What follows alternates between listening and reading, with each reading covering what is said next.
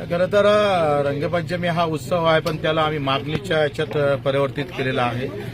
ज्या सरकारनं रंगाचं राजकारण करून आघाडी आणि युतीनं शेतकऱ्याला मूर्ख बनवण्याचं काम केलं. शब्द दिला होता का कर्जमाफी करू, पण कर्जमाफी तर झालीच नाही, उलट शेतीमालाला भाव पण भेटलेला नाही.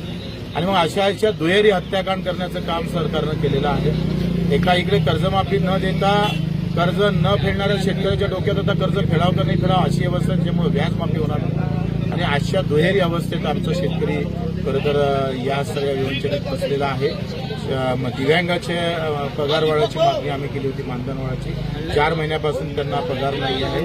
त्या सगळ्या महत्वाच्या गोष्टीकडे युती सरकार जाणीवपूर्वक दुर्लक्ष करते.